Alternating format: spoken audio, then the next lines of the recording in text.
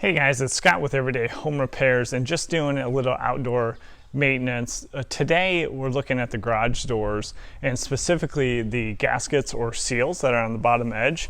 This is especially important kind of where we live in the Midwest, because during the winter months, if the seal has gaps in it, that's basically a direct path for cold air to come into your garage. So this one, you can probably see, has definitely extended past its serviceable life. It is hard and brittle. You want a very flexible seal or gasket at the bottom, because then it'll be able to contour to the different gaps throughout your garage door, between the garage door and the floor. So these are pretty easy. They come in a few different forms. This one specifically has 2 channels, and then the gasket will feed into those 2 channels all the way across. Sometimes you will have, this one specifically is damaged. Sometimes you'll have like a screw or something at the end kind of holding it in place. Without that, you can have the gasket kind of walk left or right over time.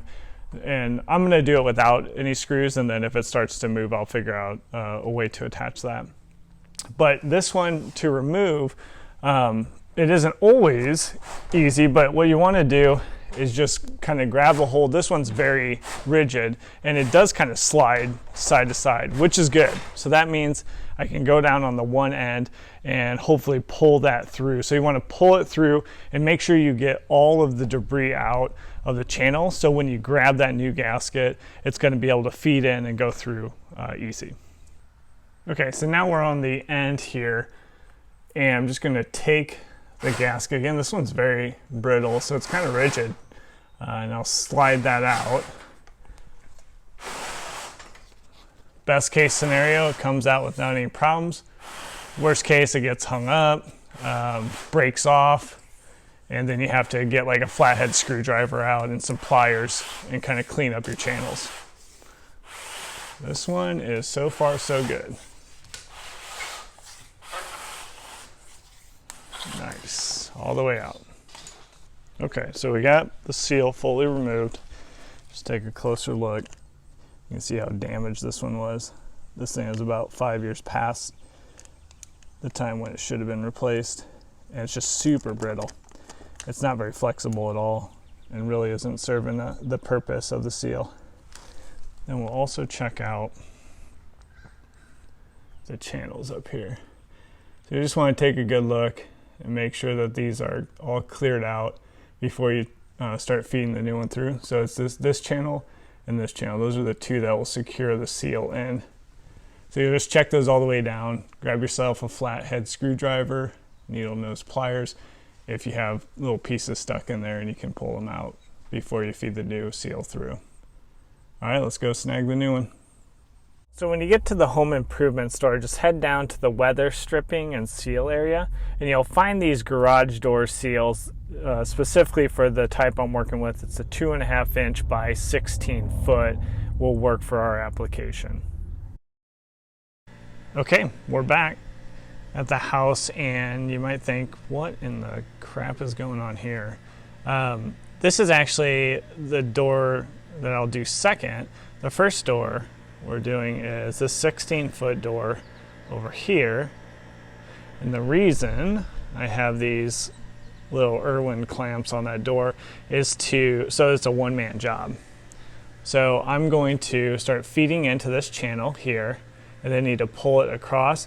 Well, if I had it all dangling down here, all 14 plus foot, 15 plus foot, it makes it really hard to pull along the channel.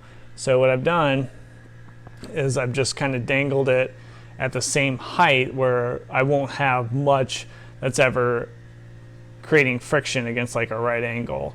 So it should be able to pull through, but I guess we'll see.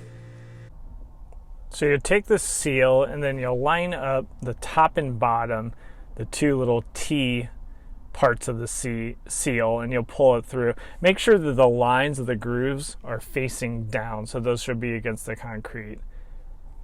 So you'll start to feed it through. Remember, much easier as a 2-person operation, but here if you have something kind of holding that seal up so it's not just hanging down right at the door, you can usually pull it across pretty easily.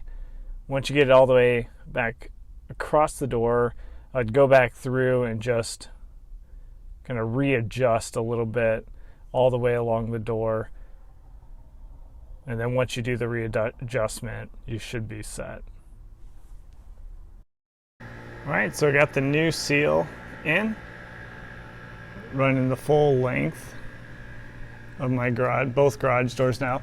One thing, make sure, especially if you're pulling across a 16-foot, make sure that there's no kind of stretch portions of it, because when you cut the gasket, which is very easy, you can cut it with basically any kind of scissors or razor blade. You want to make sure that it's not stretched out, so then you're going to cut it inaccurately and it's going to be too short. So I left a little extra room.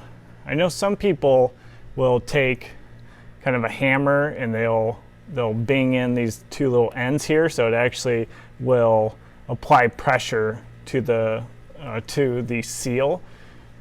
I'm not in love with that idea, but it is one way. The challenge is you're going to have to undo that the next time you want to change this. So that is it. Thanks for joining, and don't forget to subscribe to the channel, and take care.